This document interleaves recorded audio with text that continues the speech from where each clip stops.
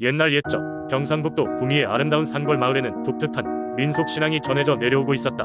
이 마을 사람들에게는 검은 여우에 대한 신앙이 있었다. 검은 여우는 마치 수호신처럼 마을을 지키는 존재로 숭배되었다. 그러나 이를 알지 못한 사람이 보면 이해할 수 없는 기묘한 이야기이다. 먼 옛날 구미에는 거대한 숲이 있었고 그 깊은 곳에는 한 마리의 검은 여우가 살고 있었다고 한다.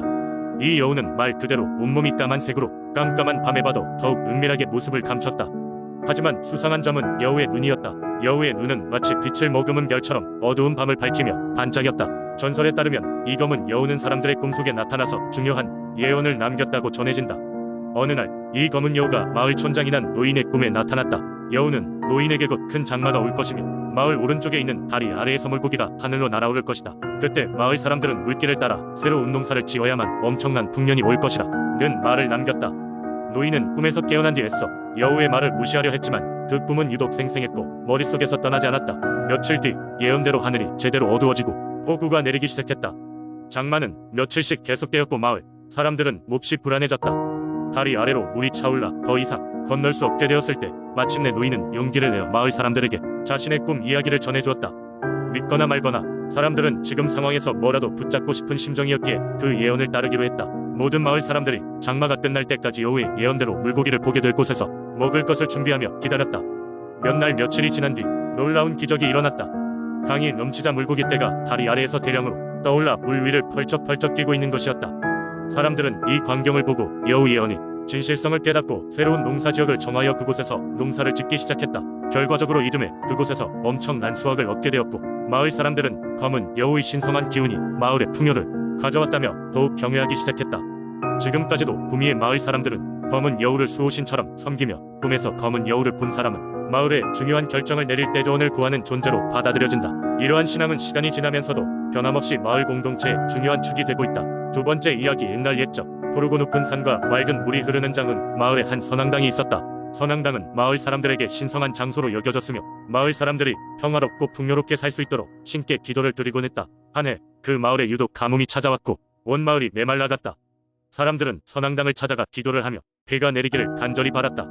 한편 선앙당 옆에는 깊은 용수가 있었는데 그곳에는 용왕이 살고 있다는 전설이 전해 내려왔다. 마을 사람들은 용왕이 올 사람을 내려다보고 있다고 믿었으나 아무도 그저 두려워 용수 근처에 가까이 가려 하지 않았다. 가뭄이 길어지자 이장님은 더 이상 두고 볼 수 없어 용수의 용왕에게 직접 도움을 청하기로 결심했다. 이장님은 선앙당에 가서 간절히 기도한 후 용수 가까이로 가 용왕을 향해 소리쳤다. 용왕님, 마을 사람들이 목말라 하고 있습니다. 부탁드리니 비를 내려주셔서 우리 마을을 구해주세요. 이장님의 절실한 외침은 용수의 깊이를 가로질러 퍼졌고 그 순간 용수가 뒤틀리며 물결이 생겨났다. 갑자기 용수 한가운데에서 크고 위험 있는 용왕이 나타났다. 용왕은 매우 커다란 눈과 비늘에 둘러싸인 찬란한 몸을 지니고 있었다. 용왕은 이장님에게 인간의 모습으로 나타나 말을 걸었다. 너희 마을 사람들의 정성 빠진 심이 하늘에 닿았으니 내가 너희의 바람을 들어주겠다. 오늘 밤 마을 위로 비가 내릴 것이니 마음을 놓아라. 이장님은 용왕에게 감사 인사를 드렸고 곧바로 마을 사람들에게 기쁜 소식을 알렸다. 그날 밤 정말로 하늘이 어두워지더니 오래 기다린 비가 내리기 시작했다. 비는 대지에 촉촉히 스며들어 마을 사람들은 오랜만에 시원한 빗소리를 들으며 기쁨의 눈물을 흘렸다. 이후로도 장흥 마을 사람들은 선앙당과 용수를 아끼고 사랑했으며 감사의 마음으로 매년 봄에 작은 제사를 지내며 용왕에게 그 해의 건강과 풍요를 기원했다. 이렇듯 장흥의 선앙당과 용왕에 대한 이야기는 세대를 넘어서며 전해져 내려왔고 마을 사람들은 그 고마움과 경의를 잊지 않고 지켜나갔다. 지금도 장흥을 찾는 사람들은 선앙당을 찾아가 그 전설의 이야기를 듣고 자연의 신비로움을 느끼곤 한다. 세 번째 이야기. 옛날 옛적 경상북도 영천의 한 마을에는 마을 사람들에게 신성하게 여겨지던 커다란 연못이 있었다. 이 연못은 주변 산에서 내려오는 맑은 물이 차오른 곳으로 물속에는 물고기들이 자유롭게 헤엄치고 있었다. 마을 사람들은 이곳을 용연이라고 불렀고 연못에는 용왕님이 살고 계신다고 믿었다. 매년 음력 1월 보름이 되면 마을 사람들은 용연 옆에 모여 용왕님께 제사를 올렸다. 이들은 제물을 정성껏 준비하고 각자의 소망과 감사를 담은 기도를 드렸다. 이곳의 전설에 따르면 용왕님은 사람들의 간절한 기도를 들어주시고 마을에 풍요와 안녕을 가져다 주신다고 한다. 그 마을에는 한 젊은 어부가 살고 있었다. 그의 이름은 준수였고 그는 평소에 매우 성실하고 착한 청년으로 알려져 있었다. 하지만 준수는 늘 마음 한편에 큰 고민을 안고 지내고 있었다. 그의 부모님은 오래전 병으로 세상을 떠났고 그는 어린 남동생을 홀로 책임져야 했다. 어느 날 준수는 연못가에서 낚시를 하다가 문득 하늘을 보며 깊은 한숨을 내쉬었다. 용왕님, 제게 작은 기적을 허락해 주시옵소서. 제 동생이 제가 힘든 일 없이 학업을 계속할 수 있도록 말입니다. 그날 밤 준수는 꿈을 꾸었다. 꿈속에서 그는 연못가에 서 있었고 물속에서 신비로운 빛이 일렁이며 나왔다. 그 빛 속에서 웅장한 모습으로 용왕님이 나타나셨다. 용왕님은 준수를 따뜻하게 바라보며 말씀하셨다. 준수야, 내가 그동안 보여준 성실함과 진심을 내가 잘 알고 있느냐. 내 소망은 깊은 정성을 담겼으니 내 너희 가문에 복을 내려줄 것이니라. 다음날 아침 준수는 꿈에서 깨어나자마자 연못가로 뛰어갔다. 그곳에선 신기한 일이 벌어져 있었다. 사람들이 한데 모여 연못의 물이 금빛으로 반짝이고 있는 것을 보고 있었다. 이들은 저마다 기뻐하며 용왕님의 신비한 힘을 찬양하였다. 이후 마을 어귀에 큰 도시가 들어서게 되었고 이는 마을의 경제를 크게 발전시키는 계기가 되었다. 그 덕분에 준수는 더욱 안정적으로 할 수 있었고 그의 동생은 학업을 마칠 수 있는 재정적 지원을 받을 수 있었다. 사람들은 이 모든 것이 연못 속 용왕님의 은혜 덕분이라 믿었고 언제부터인가 더 많은 사람들이 이 연못의 영험한 힘을 믿어 찾아오곤 하였다. 그 후로도 영천의 주민들은 매년 잊지 않고 용연의 제사를 지내며 마을을 수호하는 용왕님께 깊은 감사를 드렸다. 그리고 이 전통은 오늘날까지도 이어져 내려오고 있다고 한다. 네 번째 이야기, 옛날 옛적 깊은 산속에 불로초라 불리는 신비의 약초가 자란다는 전설이 전해 내려오는 작은 마을이 있었습니다. 이 마을은 장수 마을로 불리며 주민들은 나이를 먹어도 건강히 오래 사는 것으로 유명했습니다. 마을 중심에는 이 전설을 신앙처럼 믿고 있는 성스러운 숲이 있었고 이곳엔 외부인의 출입을 엄격히 금하고 있었습니다. 마을의 가장 연장자인 할아버지는 항상 이렇게 말하고 했습니다. 불로초를 찾아내면 영원히 살 수 있다고들 하네. 하지만 그 길은 험난하고 누구도 성공한 적이 없다네. 이 이야기는 어린 소년 준수의 마음에 깊은 인상을 남겼습니다. 어릴 적부터 모험과 신비한 것에 관심이 많았던 준수는 불로초를 꼭 찾아내고 싶었습니다. 어느 맑은 날 아침 마침내 준수는 마음을 먹고 불로초를 찾기 위해 모험을 떠나기로 했습니다. 그는 아침 일찍 일어나 간단히 짐을 챙기고 아무에게도 알리지 않은 채 숲속 깊은 곳으로 발걸음을 옮겼습니다. 숲속은 이미 그의 상상을 초월하는 신비로움을 간직하고 있었습니다.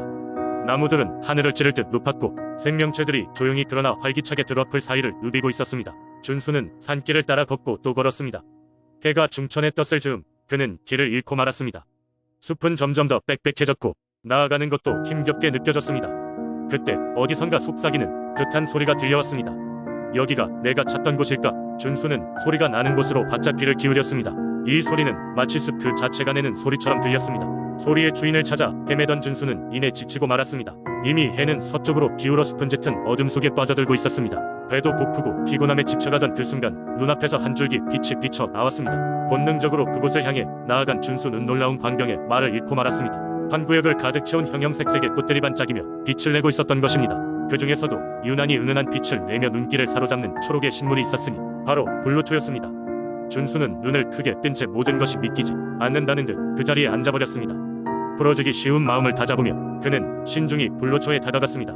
그런데 그 순간 숲속의 나무들이 바람 없는 정적 속에서 부드럽게 숭고한 울림을 내며 말했습니다. 때가 되었구나. 이곳을 찾은 자, 그대의 마음이 참으로 간청하는 바가 무엇인지 말해보아라. 준수는 깜짝 놀랐지만 진정하고 자신의 마음을 차분히 꺼내 보였습니다. 저는 영원한 삶을 바라지 않습니다. 저는 사랑하는 가족과 친구들과 더 많은 시간을 보내고 이 세상의 많은 곳을 돌아다니며 다양한 경험을 하고 싶습니다. 그저 지금보다 조금 더 오래 살 수 있기를 바랍니다. 말이 끝남과 동시에 숲은 조용한 미소를 지으며 답했습니다. 그대의 소망은 놀라운 지혜로 이루어졌구나. 이 불로초는 우리의 선물이다. 하지만 그대가 찾은 것은 불로초 그 자체가 아니라 그 마음속 간절한 소망이란다. 깨달음을 얻고 돌아가 산 자에게 이 경험을 나누어다오. 그렇게 숲은 스스로 길을 만들어 준수에게 돌아갈 수 있는 길을 열어주었습니다. 준수는 손에 불로초를 살짝 쥐고 마을로 돌아왔습니다. 그의 이야기는 마을 사람들에게 전해졌고 모두가 그의 지혜와 용기에 찬사를 보냈습니다. 그리고 사람들은 더 이상 불로초를 찾지 않게 되었으며 대신 서로의 소망과 마음을 중시하게 됐습니다. 준수는 마을의 전통을 지켜내고 사람들에게 진정한 행복을 전해주는 평생 잊지 못할 놀라운 경험을 하게 된 것이었습니다.